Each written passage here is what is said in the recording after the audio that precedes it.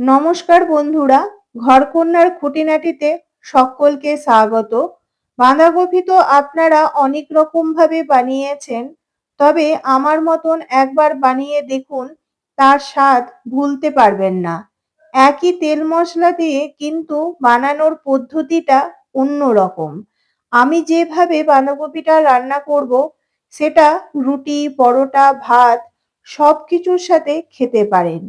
যেকোনো রান্না যদি একই তেল মশলা ব্যবহার করে রান্নার পদ্ধতি যদি পরিবর্তন করা হয়, সেই রান্নার স্বাদ দ্বিগুণ বেড়ে যায়। চলুন তাহলে দেখে নেওয়া যাক আমার আজকের রেসিপি। এখানে আমি একটা গোটা বাঁধাকপি নিয়েছি, তবে আমার রেসিপিটি তৈরি করার জন্য পুরো বাঁধাকপিটার প্রয়োজন হবে না। আমি অর্ধেকটা কেটে আজকের রেসিপিটি বানাবো। বাঁধাকপিটা অর্ধেকটা করে কেটে নিলাম।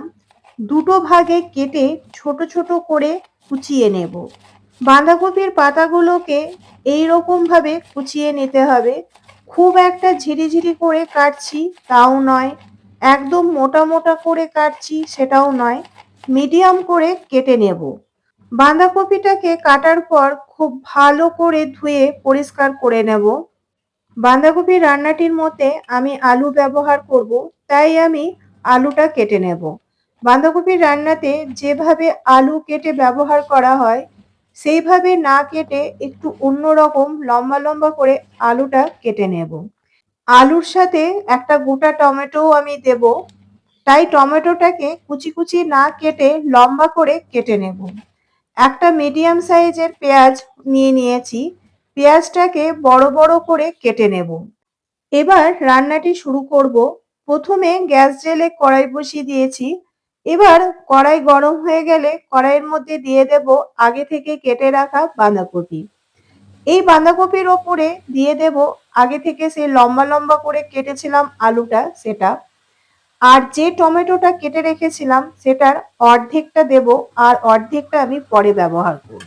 আলু আর টমেটোটা দেবার পর একটা মিডিয়াম সাইজে পেঁয়াজ বড় বড় করে কেটেছিলাম, তার অর্ধেকটা আমি এখন ব্যবহার করব, অর্ধেকটা পরে।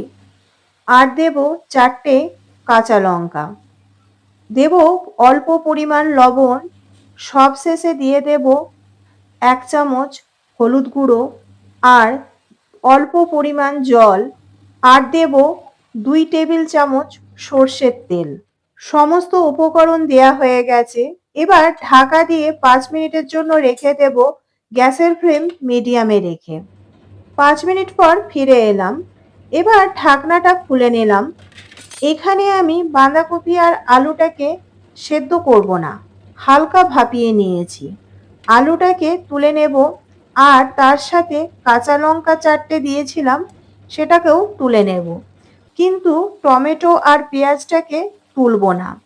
আলু আর কাঁচা লঙ্কাটাকে তুলে নেওয়ার পর এবার একটা ছান্তার সাহায্যে টমেটো পেঁয়াজটাকে বাঁধাকপির সাথে এইভাবে ম্যাশ করে নেব। ম্যাশ করা হয়ে গেলে তারপর বাঁধাকপিটাকে একটা প্লেটে ঢেলে ঠান্ডা করে নেব। বাঁধাকপি থেকে যে এক্সট্রা জলটা বেরিয়েছে সেটাকে ফেলে দেব না, সেটা সহ বাঁধাকপিটাকে একটা প্লেটে ঢেলে নিলাম। দেখুন জলটা রয়েছে। এবার ওই কড়াইটাকে ভালোভাবে ধুয়ে ওই কড়াইয়ের মধ্যে দিয়ে দেব 1 চামচ সর্ষের তেল। সর্ষের তেল ভালো মতন গরম করে নেওয়ার পর ওর মধ্যে দিয়ে দেব 1 চামচ গোটা জিরে, 1 চামচ গোটা ধনে, 1 ইঞ্চি আদা, 4টে রসুন কোয়া, যে পেঁয়াজ অর্ধেকটা বাঁধাকপির সাথে দিয়েছিলাম তারই অর্ধেকটা এখন দিলাম, আর দিয়ে দেব অর্ধেকটা টমেটো, যে অর্ধেকটা টমেটো বাঁধাকপির সাথে দিয়েছিলাম তারই অর্ধেকটা এখন দিলাম, আর দিলাম 4টে কাঁচা লঙ্কা। গ্যাসের ফ্লেম লোতে রেখে 2 থেকে 3 মিনিট ভেজে নেব নেড়েচেড়ে। 2 থেকে 3 মিনিট নেড়েচেড়ে ভেজে নেওয়ার পর যখন সমস্ত নরম হয়ে যাবে পেঁয়াজ, টমেটো, কাঁচা লঙ্কা, রসুনটা, তখন তুলে নেব কড়াই থেকে, একটা প্লেটের মধ্যে রেখে দেব। দেখুন সমস্ত কিছু আমি তুলে নিয়েছি প্লেটের মধ্যে। পেঁয়াজ, টমেটো, রসুন, আদা, কাঁচা লঙ্কাটা ঠান্ডা হয়ে গেছে। এবার মিক্সিং জারের মধ্যে দিয়ে অল্প পরিমাণ জল দিয়ে একটা মিহি পেস্ট বানিয়ে নেব। দেখুন মশলাটা খুব সুন্দরভাবে মিহি করে বেটে নিয়েছি। এবার ওই কড়াইয়ের মধ্যে দিয়ে দেব কিছুটা পরিমাণ সর্ষের তেল। তেল ভালো মতন গরম করে নেবার পর ফোড়নে দিয়ে দেব একটা তেজপাতা, একটা শুকনো লঙ্কা আর ১ চামচ পাঁচফোড়ন। সমস্ত ফোড়ন ১-২ সেকেন্ড নেড়েচেড়ে ভেজে নেওয়ার পর ওর মধ্যে দিয়ে দেব আগে থেকে বেটে রাখা মশলাটা। গ্যাসের ফ্লেম মিডিয়ামে রেখে মশলাটা কষিয়ে নেব কিছুক্ষণ। এবার মশলা ধোয়া জলটাও দিয়ে দিলাম। আবারও কষতে থাকলাম নেড়েচেড়ে। রেসিপিটি অত্যন্ত সহজ সরল আর ঘরোয়া, তবে বানানোর পদ্ধতিটা একটু অন্যরকম। এই জন্য বাঁধাকপির স্বাদ মুখে লেগে থাকার মতন। এবার ওপর থেকে কিছু গুঁড়ো মশলা দিয়ে দেব। ১ চামচ হলুদ গুঁড়ো, স্বাদ মতন লবণ আর ১ চামচ লাল লঙ্কার গুঁড়ো। সমস্ত মশলা কিছুক্ষণ কষিয়ে নেবার পর আগে থেকে যে আলুটা ভাপিয়ে রেখেছিলাম সেটা এখন দিয়ে দেব। আলুটা দেবার পর আলুর সাথে মশলা ভালোভাবে আবার কষিয়ে নেব, যতক্ষণ মশলা থেকে তেল ছেড়ে না যাচ্ছে আর ভাজা ভাজা না হচ্ছে।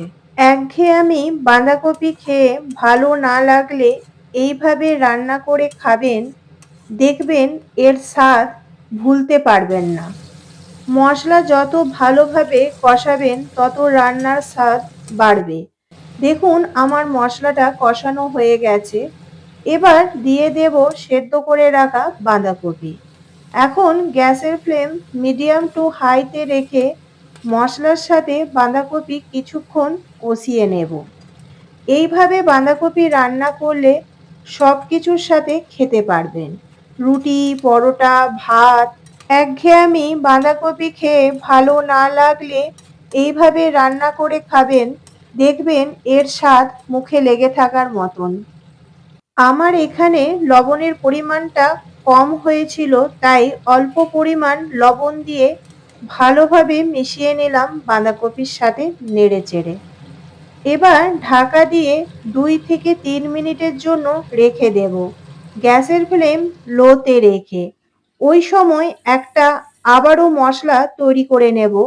গ্রাইন্ডিং জারের মধ্যে দিয়ে দেব ১ চামচ কালো সর্ষে, ১ চামচ সাদা সর্ষে। প্রথমে সর্ষেটাকে শুকনো গুঁড়িয়ে নেব, তারপর লবণ দিয়ে আর অল্প পরিমাণ জল দিয়ে একটা মিহি বেটে নেব। আপনারা যদি এইভাবে সর্ষে বাটেন তাহলে তেতো লাগবে না আর বাটাটা খুব মিহি হবে। এইদিকে ঢাকনাটা খুলে নেব। বাঁধাকপি আলু খুব সুন্দরভাবে আমার সেদ্ধ হয়ে গেছে আর মাখা মাখাও হয়ে গেছে। আবারও কিছুক্ষণ নেড়ে চেড়ে নেব। কিছুক্ষণ বাঁধাকপিটা নাড়াচাড়া করার পর এবার আগে থেকে বেটে রাখা সর্ষে বাটাটা দিয়ে দেব। এই সর্ষে বাটা বাঁধাকপির স্বাদ অন্য মাত্রা এনে দেবে, যা মুখে লেগে থাকার মতন। বাঁকুড়ার সেই বাঁধাকপির ঝাল এইভাবে রান্না করা হয়। একবার হলেও এইভাবে রান্না করে বাঁধাকপি দেখবেন।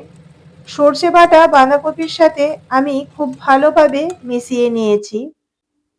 এখন গ্যাসের ফ্লেম হাইতে রেখে বাঁধাকপির মধ্যে যে এক্সট্রা জলটা আছে সেটাকে শুকনো করে নেব।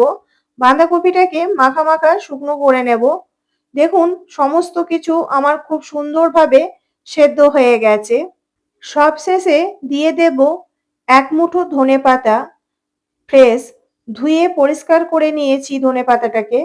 এবার কুচি করে ধনেপাতাটা বাঁধাকপির ওপরে দিয়ে দেব। আর দেব ১ চামচ গরম মশলা। ধনেপাতা আর গরম মশলা নেড়েচেড়ে বাঁধাকপির সাথে মিশিয়ে নেব। তারপর গ্যাসের ফ্লেম বন্ধ করে দেব, না হলে গরম মশলা আর ধনেপাতার সুন্দর গন্ধটা চলে যাবে। আমার তৈরি হয়ে গেছে সেই বিখ্যাত বাঁকুড়ার বাঁধাকপির ঝাল। আপনারা তো দেখলেন রেসিপিটি খুবই সহজ সরল আর কিছু ঘরোয়া উপকরণ দিয়ে বানিয়েছি, কিন্তু বানানোর পদ্ধতিটা একটু অন্যরকম। বাঁকুড়ার সেই বিখ্যাত বাঁধাকপির ঝাল রেসিপিটি আপনাদের কেমন লাগলো অবশ্যই কমেন্ট করে জানাবেন। আর বাঁধাকপি থাকতে থাকতে একবার হলেও বানিয়ে ফেলুন। আমার চ্যানেলে নতুন বন্ধু হলে চ্যানেলটি সাবস্ক্রাইব করে নেওয়ার অনুরোধ রইল। পাশে থাকা নোটিফিকেশনটা অল করে রাখবেন। আমি যখন রেসিপি শেয়ার করব তখন তার নোটিফিকেশন আপনাদের কাছে তাড়াতাড়ি চলে যাবে। আজকের মতন এই পর্যন্ত। আবার দেখা হবে নতুন একটি রেসিপি নিয়ে। ধন্যবাদ।